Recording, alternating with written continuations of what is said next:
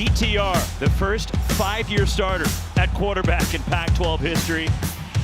Let me know if you ready to get dollars, holla, cause we wildin' out. If you want it ready, steady, go.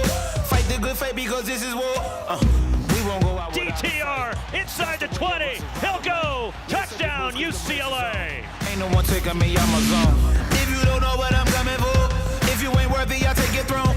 I put that on everything I love. Sweat and blood, but the best yet to come. Wanna stand up if you getting down. Put up your fist if you with it now. DTR finds a seam. He's into the end zone. Born for greatness, man. Born for greatness, man. Born for greatness, man.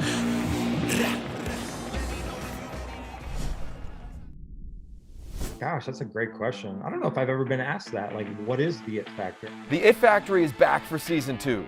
Last season, we explored what the It Factory is, who has it, and how they got it. This season, we still seek to answer the same questions, but with a new cast of characters. We take the helmet off some of the new faces in the Conference of Champions, and some familiar faces as well.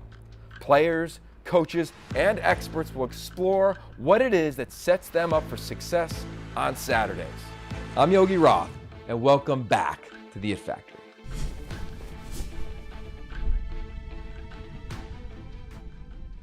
Welcome back, or welcome to the It Factory. I'm your host, Yogi Roth. We are presented by Zayo. And, you know, I love all these conversations, but some of them, they just hit me a little deeper than others.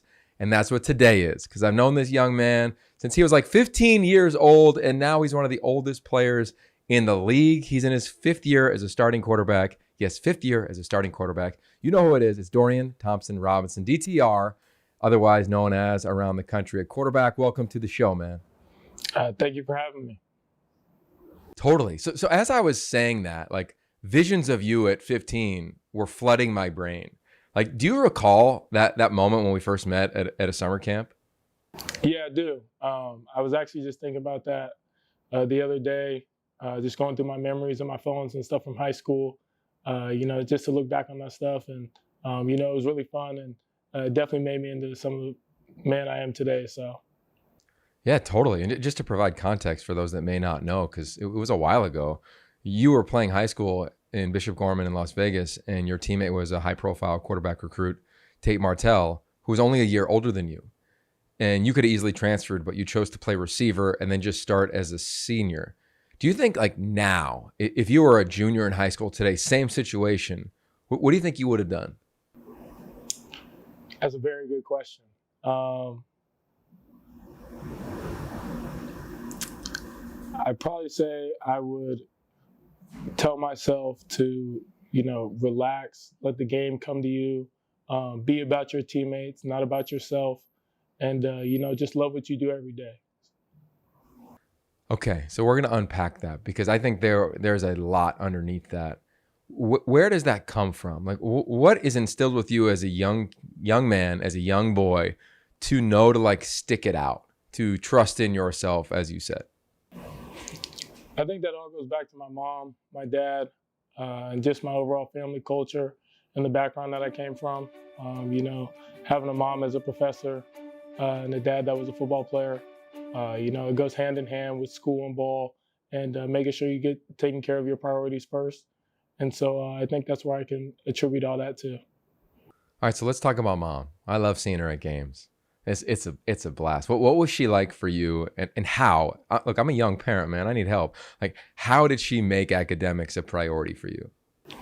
Yeah, there was always rewards for good grades, making sure, me and my younger sister doing our homework at night, no going out before you do your homework, and making sure you're always getting good grades in the classroom. So she let us know that, sports comes second, and, school comes first. So especially being in college, making sure I get my degree is one of the main reasons why I came back this year too. So.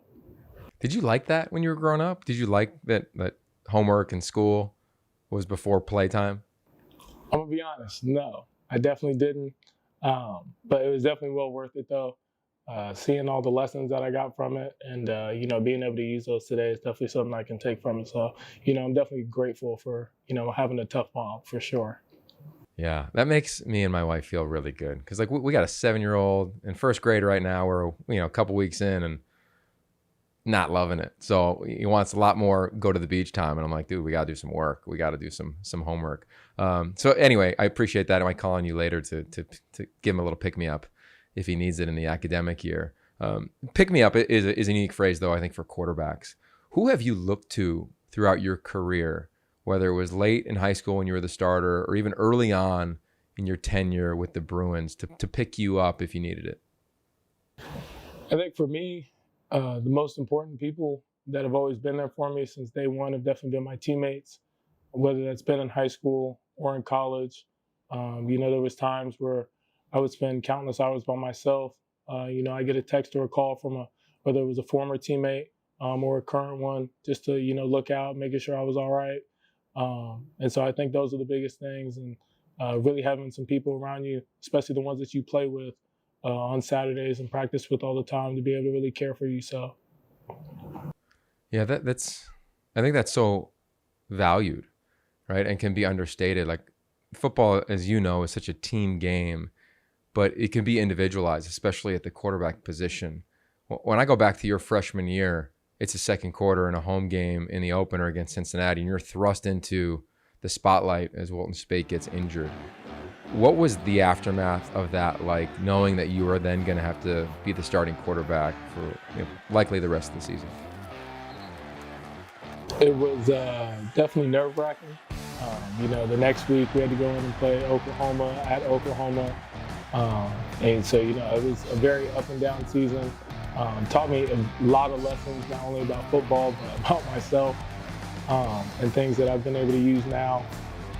But I couldn't be more grateful to be able to be put in that spotlight at such a young age, because not a lot of many people get to be in that spotlight. So, just grateful though. Although I took a lot of licks along my way, just to be able to come out of that a stronger person and being able to help people now, is definitely something I can attribute that to. So. Yeah, you definitely took a lot of licks, but like you didn't flinch. Like you would pop up. Like what makes you continue to pop up, especially early on as you were a starter? Yeah, man, I think it's just the love of the game. I love this game so much, and knowing that not only life is short-lived, but this game of football is short-lived, and I won't be able to play it forever. So being able to have to spend as much time as I can on the field, and making sure that I'm giving it my all every chance I get, because I don't get that many opportunities to do it going from here on out. So. Yeah, I know. It's like I look at like the UCLA home schedule and I'm like, damn, he's only got a couple more. Like, I can't believe it. How fast it has gone for you now in your senior year. Like you heard it as a freshman and you heard it as a sophomore. It's gonna go by fast. It's gonna go by. But now, like here we are. Does it feel like it's lumbered, or do you feel like it's like, dang, it is here? Definitely feel like it's here. I think about it every day. And so, just living in the moment. Chip used to say it all the time when we were freshmen, and, we'd go in one ear and out the other. Now I'm like living proof of that and living that every day. So I think it's all cool that it's all coming around full circle. And I think that's really one of the big reasons why I could come back to college one more year, learn how to be an adult, learn how to grow up, as well as love on my teammates one more time in this brotherhood and get to spend it with them. So. Yeah, I feel like the people that have gotten to know your head coach in the sport of football, and I'm sure outside of it, really get to see like how thoughtful he is, right? And even like the sports psychology that he utilizes within your program. Can you take us inside that regarding your journey from, I remember you said you were still getting recruited. He hadn't coached a game there yet. And you get that first call and it's Chip Kelly, to now, here we are in year 5 as a starter under Chip Kelly. Yeah, my development here as both a quarterback, a player in general, and a person has all been, I'd say, I wouldn't say all, but most of it has been contributed towards Coach Kelly. The way he runs his program, the methods he uses is outstanding. Things that will help me and the rest of my teammates for the rest of our lives. You could see it in the NFL players that we have now. Guys like Kyle and Greg, who were once my roommates. So proud of them to be able to see them use the things that they learned here at the next level And so, you know, a lot of my growth has definitely been attributed to Coach Kelly and the things that he's, you know, taught me and as well as the rest of my teammates. So what's an example? For me, I think the most important one right now that I'm learning is sleep. The importance of sleep, and not just, you know, getting your 8 hours or getting your REM sleep, but the whys to it and understanding that it is very important to both your mental health as well as your physical, and how those things can all attribute to success on the field. So Coming up on the It Factory. it's definitely fun. You know, we get to butt heads every once in a while on the practice field because I'm like, we ran this like this last year and now we're running like this, and because, you know, he's always changing and his mind's always moving. So, you know, just trying to keep up with him and making sure I'm doing everything I can to make sure I'm running his system as best as I can.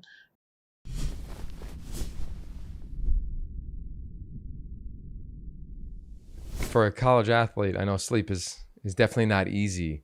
I can remember years ago, it was at the opening, and I met Calvin Ridley. And I said, hey, what led to your success so early on in your career? I think as a freshman, he had 50, 60 catches, something crazy like that. And he said that he literally went to bed at like 8:30 every night. He's like, freshman year, it's Alabama, like we're rolling, but I went to bed. Like, how hard has it been? Has it been hard for you to just take that discipline and give it the attention that it deserves? Yeah, for sure. It's definitely been a journey, definitely been a ride.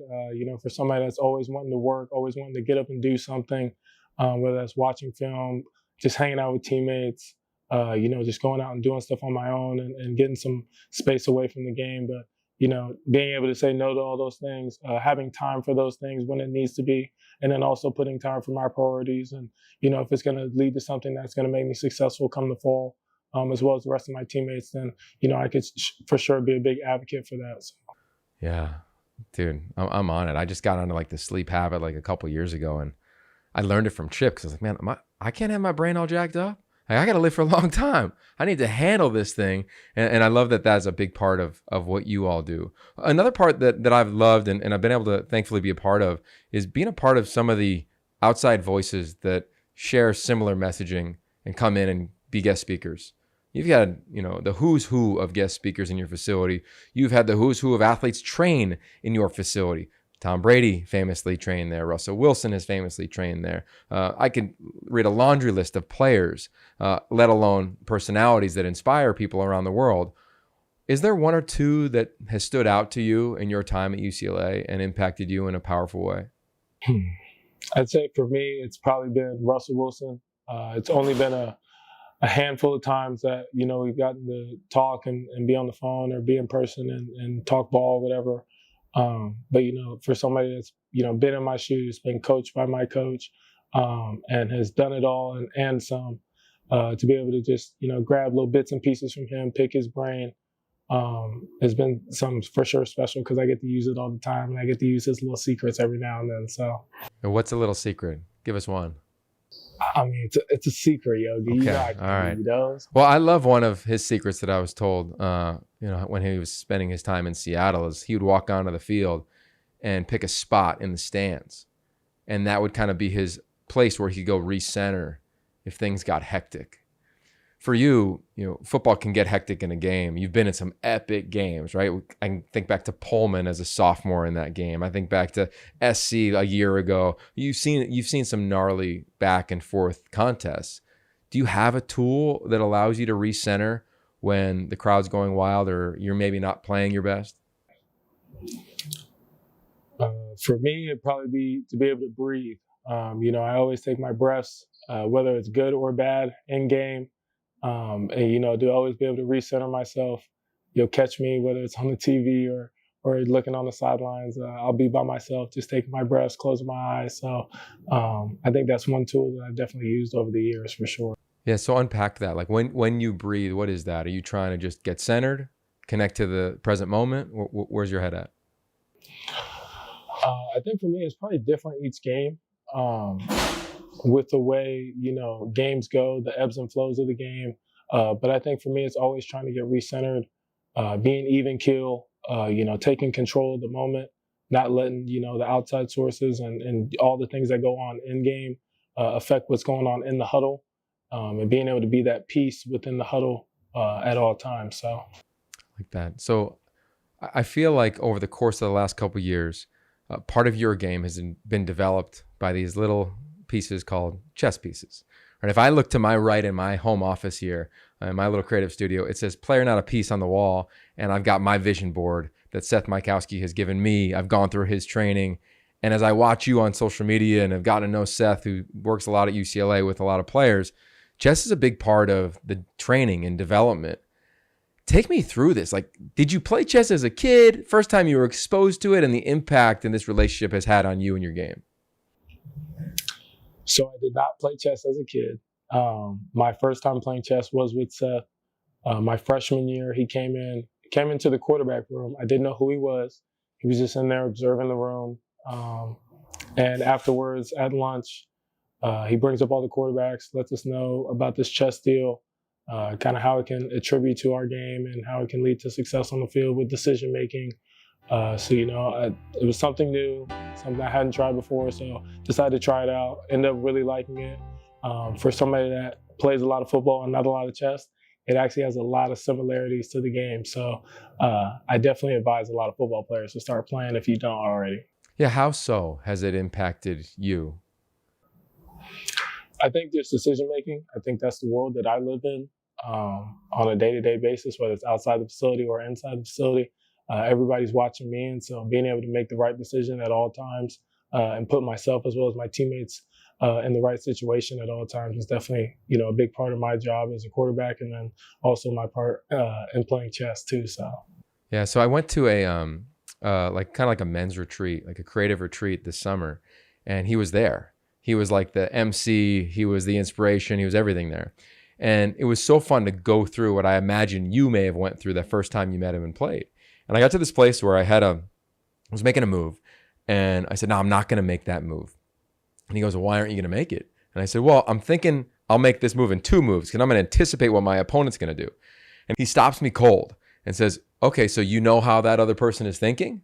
And I was like, well, not really. He goes, yo, just make the move and then react to the next move. And I immediately went to quarterback play, and I thought of you do you think like that now playing the game when you relate it to chess of, hey, just check the ball down, get to the next play, versus I can hang a little longer, and boom, you get sacked. And maybe that's something that happened earlier in your career. Yeah, for sure.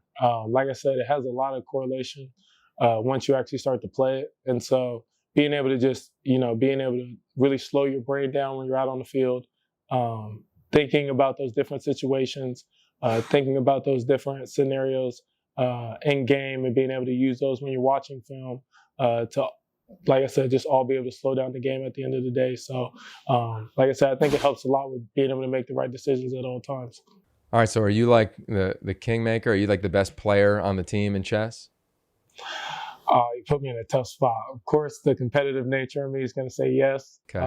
But no, we do have a lot of good chess players now, especially now that, Seth's been here since I got here as a freshman. So it's been 5 years of that, and people going in that program. And so we have a lot of good chess players on the team, I'd say. All right. How about, have you and Coach Kelly ever played? We have not. I for sure will get a game with him in sometime this year. All right. So. I want to know that so we can film it. It could be like, you ever see Hot Ones? Like, you'd be like, Hot Wayne. We could think of something creative as the game goes on. You could ask him some questions. It could be fun. Yeah, for sure. Okay. For sure. Yeah. All right. I've talked about this a lot about you. Tell me if you think it's BS, and you could call it out if it is. But in high school, you had 304 pass attempts total. Most high school quarterbacks in this era have right around 1,000. And now you have right around 1,000 heading into this year. You have over 1,000 now by the time we're listening to this conversation. Do you think there was something to your game of like, I just needed to play? But you didn't get to play like just in high school. You had to play and develop on a huge stage, which is Pac-12 football and UCLA. Yeah, for sure. Me and Coach Kelly talk about it all the time. And that's part of the reason why I take practice so seriously. Every practice is a game to me. Being able to get those live reps, being able to understand the importance behind the reps, and how they'll be able to contribute to your training and your success on the field come Saturday and come game day. So I think that's probably the biggest habit I've changed over the course of being at UCLA was definitely my practice habits and how well I practice. So. Cool. Well, I appreciate not calling BS out on that. I'm going to call BS out on something, though. I think that quarterbacks are often just assumed to be great leaders because you play that position, because you don, that jersey number, because you're a QB1 and you're supposed to be that guy. I don't think that's necessarily always accurate. I think you have to learn how to lead. If you agree with that, I'm curious, from year 1 to year 5, how have you learned how to lead? I think through my overall experience, I first didn't know how to lead either. Coming in just like any other freshman with high hopes and everything. So you kind of have your own way of going about things and trying to learn the team culture and trying to fit in right away and almost trying to force things, right? And so it's not very authentic. And so for me, I think the biggest thing was learning how to love my teammates. Not just, take them out to nice things and talk about them really nice in interviews and stuff like that. But, being able to get to know where they're from, get to know their last name and, the things that they like, the things that they enjoy, as well as the things that they don't like and things that they don't enjoy. So I think that's the biggest thing for me when it comes to leading is being able to love your teammates for sure. Yeah, I've loved just, how I feel about you. And it's been so fun to watch you and call your games. And last year, it felt like you were operating with this mantra of we, not me. And this year, I loved a quote I read from you, which was like, you got to love the hell out of your teammates. Like when you just look at the last 2 years, I know you don't have time to reflect, like you're in game mode, you're trying to roll in a season and win a ton of games. But you ever sit back and like, you know what, like I'm proud of you, man. Like you've really evolved and taken the time to learn how to lead and be a teammate. Yeah, for sure. It's not easy. It definitely took a lot of growing pains for just coming from the background I came from in high school and having a bunch of hype and having all these cameras around you and everybody make you kind of feel like the star at one point, right? And so now having to learn how to be on a team, having to use the tools around you that are given to you and all 10 other players on the field. So I think that was probably the biggest part of my growth that I've seen. But yeah, man, I'm for sure proud of myself because it definitely wasn't easy at first. So.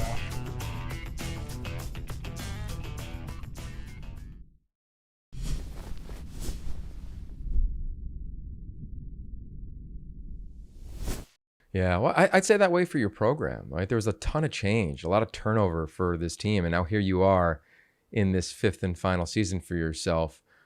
How do you describe how connected this team is and the vision that this team has, and if it is grounded in we can accomplish everything we set out to do?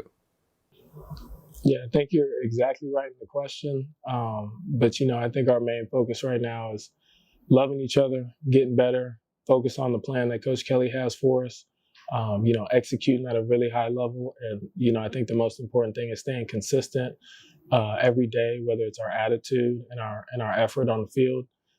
The rest of the stuff's going to take care of itself, man. We know what's ahead of us. We know the schedule we have. And we know what we have on this team and the pieces that we can use to get us in places. So all we got to do is just stay consistent and keep a smile on our face and we'll be all right. Love that. All right, so let's talk about your game here before we let you jump.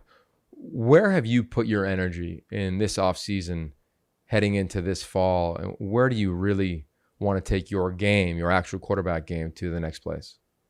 I think for me, it's been my overall habits. Coach Kelly says it every day. Habits reflect the mission. And so, being able to act like a pro before I get there, whether it's taking care of my body in the film room, on the practice field, taking care of my teammates, just learning how to be an overall pro and doing the finite and little details every day consistently. So.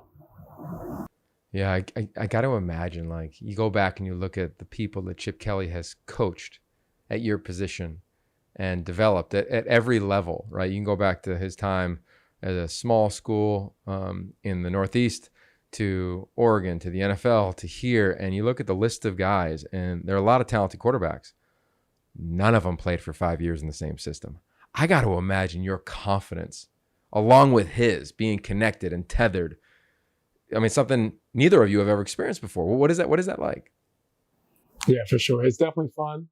We get to butt heads every once in a while on the practice field because I'm like, we ran this like this last year and now we're running like this and because he's always changing and his mind's always moving. So just trying to keep up with him and making sure I'm doing everything I can to make sure I'm running his system as best as I can, as well as keeping the other guys up to speed. So definitely having fun with them, definitely enjoying it, being a fifth year and stuff like that. So I'm like a second coach out there. Yeah, I'm going to ask you about that in a second. But I want to follow up on something you said. You referenced Chip Kelly's mind. I think it's that unanswered question. What is it like? What is he like as a thinker, as a creative offensively? It's a lot to put up with. In a good way. He's always adding in new stuff. It's always keeping the defense on their toes. But I think it's great to have a offensive mind that can, also take advice from, his players as well as his coaches, and being able to put it all into one and making it work really well too. So I think he does a lot of different things really, really well, which is very, very, very hard to come by when it comes to making up a playbook and calling up plays and stuff like that. So, in the preseason, I released a book about quarterbacks, and it had 40 voices of the game giving advice. And your head coach was the first voice in the book. And he wrote a letter to quarterbacks and parents. And within it, he had one of the most poignant lines I've ever heard, which was, quote, "Praise and blame are all the same." I got to imagine you've heard that before. And if so, what's your interpretation and how has that quote impacted you if it has? You hear it all the time now in sports. It's like rat poison. You really can't listen to stuff like that.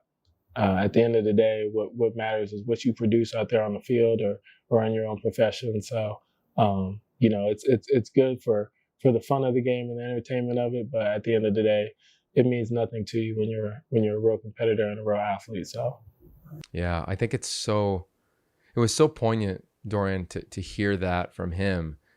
And we talked about it for about 30 minutes of like, let's break this down. Because I think a lot of times, like even me as a broadcaster, I want to hear from my boss, like, hey, good game, good call, right? And I also want to hear like when it wasn't great, but it hits differently. And when he said that, it was like,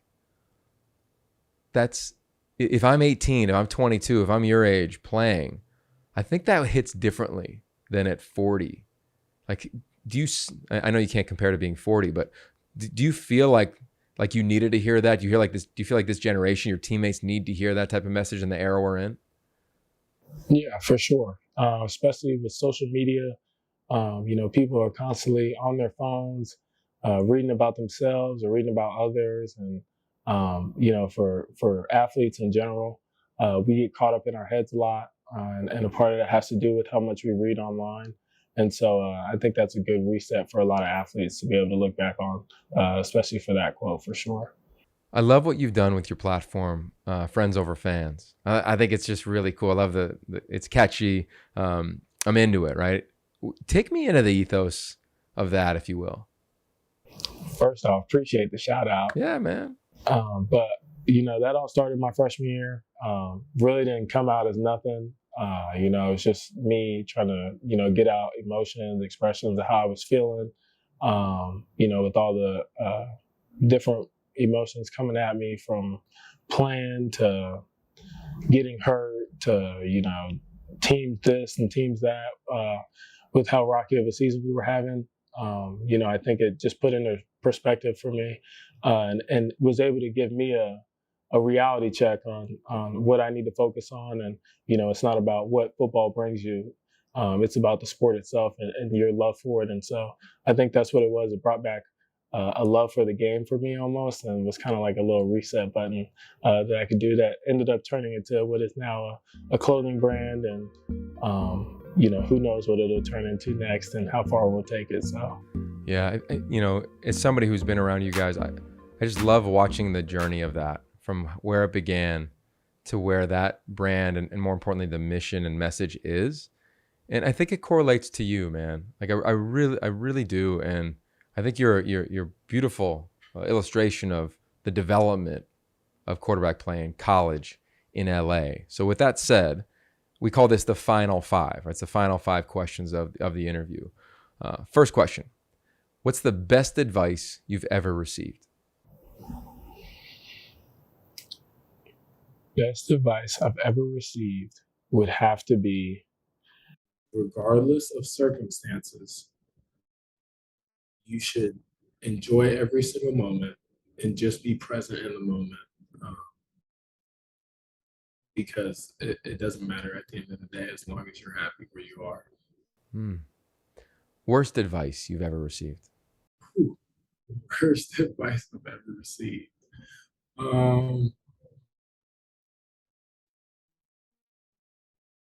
I think one of my family members asked me to get like pistachio ice cream or something. Not one of my favorites. So.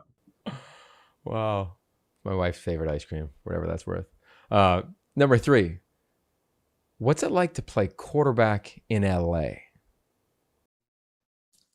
It's hard, but at the same time, it's fun. You know, you get the best of both worlds when you're playing really well. Yeah, everybody loves you, and you know when you're playing not so well, everybody's gonna let you hear it. So, I think at the end of the day, it's definitely a grateful opportunity to be able to have for sure. This show is called The It Factory, where we dive into the it factor. It's overused, it's often undefinable, but you have it, DTR. So how would you describe your own it factor?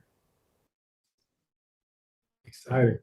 It's one to watch. It's eye-catching, and you know it's definitely going to keep you drawn in.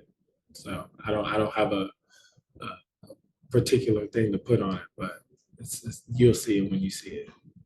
Heard that. All right. And finally, you've been through a lot, right? From being a young kid, picking books over ball if you didn't like it, to sitting and waiting in high school, to being thrust into the action as a starter in week 2 as a freshman, to now 5 years later. Complete the sentence. It all comes down to Consistency. what about that? I think if I can be as consistent as I can be, if this team can be as consistent as they can be, not only on the field but off the field when it comes to taking care of yourself and taking care of your other priorities in school, I think everything else will fall in line. And I think that's something that's in our control, and something that we can take full threat. So I like it, man. We learned about love. We learned about consistency. We learned what ice cream you don't like, to not get that for you on your birthday this year if we happen to be calling your game like we had the last couple of years on the Pac-12 network. And we learned about your family, which I'm really appreciative of. DTR, thank you for your time. Thank you so much, Yogi. You got it, man. We got to make sure we do it again in the spring. I know it's a long ways away, but when you get going into the draft and all those things start happening, we'll make sure we bring you back as a consistent voice on this show. Deal? Deal. Sounds good. Cool. I love it. All right. Well, thank you all. Another episode is over. The It Factory. Make sure you share this one with all of your Bruin fans or anybody else who loves the quarterback position or loves this great story. 5-year starter. It's never happened in the history of college football. It's happening right here with this episode with Dorian Thompson-Robinson. As always, big thanks to our producer, TJ Brassel, over at UCLA, for helping us out. And share this one. Just go to pac-12.com/insider. Check this out. Check out past episodes and share it with a friend wherever you find your podcasts. Peace.